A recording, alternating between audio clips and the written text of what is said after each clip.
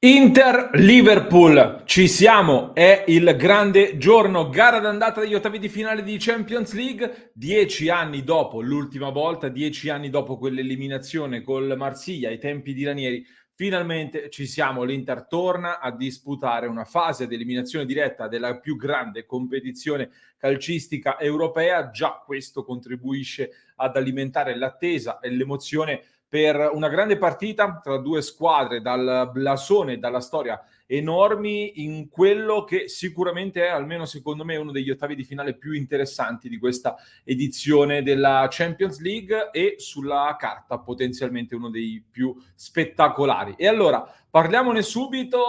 subito di questo Inter-Liverpool. Come al solito nel giorno della partita facciamo una bella panoramica con tutte le informazioni per prepararci insieme a questa grande notte. Vi do subito le coordinate per seguire Inter-Liverpool. Mercoledì 16 febbraio si gioca alle ore 21 italiane, ovviamente nello stadio Giuseppe Meazza in San Siro. Dove vedere Inter-Liverpool? In Italia la partita sarà trasmessa, attenzione, in esclusiva in streaming da Prime Video, la piattaforma di Amazon. Vi lascio tra l'altro in descrizione anche il link se voleste abbonarvi o usufruire dei 30 giorni gratis di prova per entrare appunto per seguire la partita su Prime Video. Noi di Passione Inter invece saremo in diretta sui nostri canali dalle 19:45, come sempre ampio prepartita, commentiamo insieme le formazioni ufficiali, tutto l'avvicinamento alla gara e poi chiaramente viviamo insieme la partita, per cui iscrivetevi subito anche al canale se non l'avete ancora fatto, attivate le notifiche così non vi perdete la live, la potete commentare insieme a noi. Se potete seguire la partita comunque potete commentarla con noi in chat, o se non potete seguirla ovviamente vi teniamo aggiornati noi in diretta, per cui mi raccomando vi aspettiamo. Come arrivano Inter e Liverpool a questa gara? L'Inter, lo sappiamo benissimo, campione d'Italia in carica, ovviamente ha vinto di recente la Supercoppa italiana, è in semifinale di Coppa Italia, in campionato ha di fatto perso nell'ultimo turno la testa della classifica in favore del Milan, che ha una partita in più, lo ricordiamo. Soprattutto però l'Inter arriva da un momento piuttosto complicato che in molti tendono a sottovalutare dal punto di vista delle tante sfide ravvicinate contro grandi avversari che tolgono inevitabilmente, oltre alle energie fisiche, secondo me anche delle energie mentali molto importanti. Dall'altra parte, invece, il Liverpool ha giocato anche il Liverpool ha giocato molte partite ravvicinate. D'altronde lo sappiamo bene, in Inghilterra la fase tra fine anno e inizio anno nuovo coincide con una fase veramente densa di sfide, di tante partite. È al secondo posto in campionato la squadra di Jürgen Klopp, 9 punti di ritardo rispetto al Manchester City, che però ha una partita in più in vetta alla classifica. Il Liverpool arriva da 4 vittorie consecutive in campionato, ha giocato veramente molte partite, ha speso sicuramente molto, però va anche detto che a differenza dell'Inter magari non ha affrontato tutti avversari di primissimo livello, se consideriamo le partite contro lo Shrewsbury Town, il Brentford, il Cardiff, il Burnley oppure il Crystal Palace. Comunque però è chiaramente anche per loro un periodo molto molto importante e pieno di impegni. Sono in finale di Coppa di Lega, sono andati avanti anche in FA Cup, in Champions League arrivano da un girone veramente fantastico con 6 vittorie su 6 contro squadre di grande livello, visto che nel girone c'erano Atletico Madrid, Porto e Milan, 17 gol fatti e solo 6 subiti, quindi veramente un rendimento impressionante. Come sta oggi il Liverpool e che formazione ci aspettiamo? Allora, il loro allenatore Klopp non ha dato grosse indicazioni nella conferenza della vigilia, dove ha speso delle belle parole nei confronti dell'Inter, molti elogi per l'Inter, sicuramente parole molto di facciata, ma che comunque vengono apprezzate. I dubbi da sciogliere in questo momento sono ancora diversi, perché innanzitutto in difesa davanti al portiere Alisson sulle fasce ci sono chiaramente Alexander-Arnold e Robertson, veramente devastanti sulle corsie. Al centro il dubbio principale però è al fianco di Van Dijk, che potrebbe essere affiancato da Konaté in ballottaggio con Matip. Konaté, altro difensore molto alto, molto forte fisicamente, dettaglio importante anche questo. A centrocampo appare ormai quasi certa la presenza di Thiago Alcantara, oltre a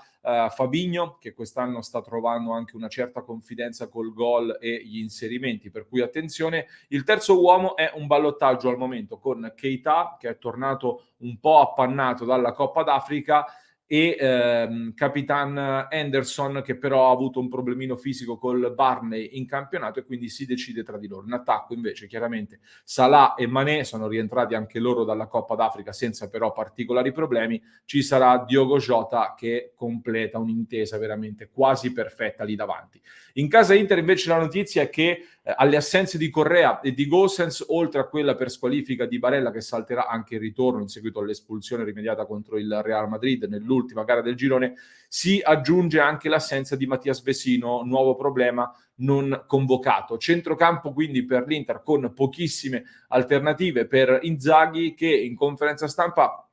ha detto di non voler stravolgere l'Inter e di fatto, per quello che ho interpretato io, vorrà giocarsela nel modo in cui abbiamo imparato a conoscere l'Inter quest'anno, senza stravolgimenti. Quindi dal punto di vista della formazione, Andanovic in porta ovviamente titolare, Skriniar va sulla destra, al centro c'è De Vrij, nonostante alcune voci di una possibile panchina in favore di D'Ambrosio, però nonostante il momento di flessione di De Vrij rimane un grande professionista e trovo giusto puntare su di lui a maggior ragione oggi. Bastoni sulla sinistra, recupera dopo il problema alla caviglia e quindi ci sarà. Sulle fasce si giocheranno due duelli veramente chiave, sono pronti quindi Dumfries a destra, Perisic a sinistra, in mezzo con Brozovic e Çalhanoğlu. Tutto ormai fa pensare appunto che sarà Arturo Vidal a sostituire Barella, con l'unico quindi Gagliardini di ruolo in panchina come alternativa. In attacco infine il caso del momento, diciamo così, perché Dzeko è irrinunciabile, per cui si gioca nel posto Lautaro Martinez e Sanchez. Per me, nonostante il momento non brillante, ci sta che si punti ancora su Lautaro Martinez, che infatti è in vantaggio nel ballottaggio. E occhio, perché vi faccio vedere una cosa: in mattinata Alexis Sanchez sul suo profilo Instagram ha pubblicato una solita foto del leone che sembra sbadigliare anche dalla piccola emoji che ha messo in basso a destra. Ecco, diciamo che vediamo se sarà un altro indizio sulla panchina e sul fatto che non l'abbia presa benissimo l'ennesima panchina. Francamente queste cose mi fanno poco piacere, per cui non diamogli troppo risalto e vediamo che cosa succederà in campo. In campo Inter-Liverpool, l'arbitro di questa sfida sarà il polacco Marciniak, che ha già incrociato l'Inter 4 volte. Vi faccio vedere rapidamente i precedenti, sempre in Europa. Chiaramente il primo nella stagione 14-15 agli ottavi di Europa League, vittoria del Wolfsburg sull'Inter per 3-1, poi 2 volte in Champions League nella fase a gironi contro il Barcellona 1-1 nel 2018 e 1-3 poi invece nel 2019 contro lo Slavia Praga. Infine invece in semifinale di Europa League nella stagione 19-20 il 17 agosto 5-0 dell'Inter sullo Shakhtar Donetsk. Questo quindi il quadro dei precedenti con l'arbitro Marciniak. Chiudiamo con una piccola analisi su che cosa possiamo aspettarci, che partita sarà secondo me, secondo noi, questo Inter-Liverpool. Innanzitutto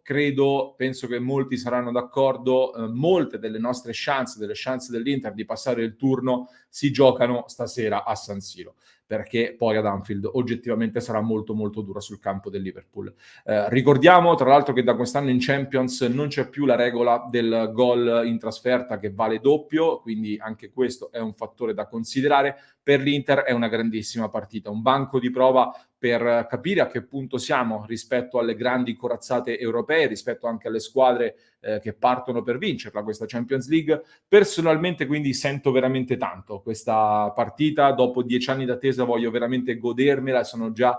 molto carico. Dal punto di vista della squadra, questa è una mia sensazione, magari sbaglio, però voglio sapere se anche voi avete la stessa sensazione. Mi sembra di vedere una squadra con la giusta dose di voglia e di concentrazione, che però non sfocia nel caricare di troppa attesa la partita, nel senso che io mi ricordo partite come quella col Real Madrid a San Siro ai tempi di Conte in panchina, in cui respiravo veramente tanta pressione sulla gara, sulla voglia di misurarsi contro il Real Madrid, e poi si finì per sbagliare l'approccio alla partita completamente. Oggi, per quanto questa squadra secondo me non sia ancora completamente matura a questi livelli, è ancora all'interno di un percorso, c'è meno pressione da questo punto di vista e più voglia di giocarsela al meglio. Questo secondo me è un fattore positivo. Penso tra l'altro, come ho detto più volte, che le due sfide contro il Real Madrid di questa Champions League nei gironi dal punto di vista dell'esperienza e l'ultimo incrocio con l'Atalanta in campionato 0-0 dal punto di vista tattico per come è stata la partita e per come l'ha impostata anche l'Atalanta possono essere state secondo me delle lezioni importanti per l'Inter, per lo staff tecnico e per prepararsi e presentarsi preparati oggi a questo esame. Sarà una partita piena di duelli sicuramente, le due fasce, lo abbiamo detto, dove loro hanno dei registi aggiunti, dei fattori importantissimi, ma anche noi abbiamo due dei nostri migliori giocatori sia a destra che a sinistra, anche per quello che è il momento di forma che stanno attraversando. La nostra difesa chiaramente si troverà di fronte un tridente micidiale, tanti uno contro uno probabilmente. Il centro del campo, dove si giocherà una sfida di lotta, di garra, di gamba e di intensità, e poi i nostri due attaccanti che dovranno fare a sportellate con i loro difensori centrali, dovranno cercare anche le imbucate di andare alle loro spalle e di colpire sicuramente. Quindi molto si giocherà sui duelli da questo punto di vista, quindi che cosa mi aspetto e quali possono essere le chiavi del match secondo me. Sentendo Inzaghi, dicevo, ce la giocheremo come sappiamo fare, quindi mi aspetto un Inter che potrà replicare anche oggi quello che abbiamo già visto contro il Real Madrid e in generale fino a qui in questa stagione, per cui tanto possesso palla, il tentativo, la ricerca del controllo del gioco anche nella loro metà campo, cercando poi di portar fuori i loro difensori centrali e favorire quindi gli inserimenti alle spalle dei difensori. Sarà fondamentale sicuramente uscire velocemente dal pressing offensivo del Liverpool, probabilmente saranno molto aggressivi da questo punto di vista, quindi sarà decisamente fondamentale non sbagliare, non perdere palloni a centrocampo, soprattutto sul loro pressing quando ci stiamo un po' sbilanciando in avanti, quindi oggi da Brozovic assolutamente ci aspettiamo un ruolo centrale, dovrà essere anche più rapido nell'andare poi dritto sugli attaccanti in verticale. Ovviamente non credo che riusciremo a crearci, a ritagliarci tantissime occasioni da gol, quindi oggi più che mai dobbiamo veramente smetterla di sbagliare sotto porta e dobbiamo provare di più anche il tiro, la conclusione verso la porta, per cui se l'Inter gioca come al solito, come ha fatto fino a qui, dicevo in questi giorni, ho negli occhi soprattutto il secondo tempo della partita tra Chelsea e Liverpool ad inizio gennaio, in cui il Chelsea ad un certo punto si era alzato molto e il Liverpool aveva anche accettato di lasciare il possesso palla alla squadra avversaria, facendo invece molta densità in difesa e cercando poi di ripartire in maniera molto veloce con gli attaccanti. Quindi è una cosa che contro il Liverpool è difficile, ma si può fare. Chiaro che noi ovviamente l'Inter oggi non è il Chelsea, campione del mondo in carica, campione dell'ultima Champions, però è una possibile chiave di lettura. Detto questo, personalmente ho un po' di paura a lasciare Salah e Mané, soprattutto all'1 contro 1 con i nostri difensori, non perché i nostri difensori non siano bravi, anzi assolutamente, però è chiaro che una, due o tre volte puoi permetterti l'1 contro 1 contro questi calciatori, chiaro che se lo fai con costanza per 90 minuti, alla lunga, in un modo o nell'altro, probabilmente ti fulminano prima o poi. Quindi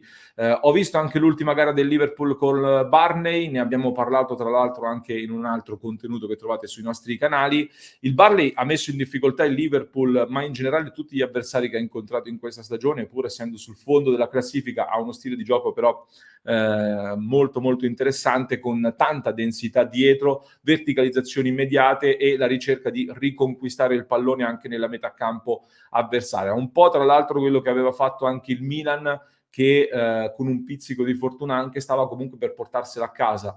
col Liverpool nei gironi. Per cui i nostri difensori saranno sicuramente molto sollecitati, uomo chiave, come dicevo, sarà sicuramente Brozovic, sicuramente anche Dzeko, al quale credo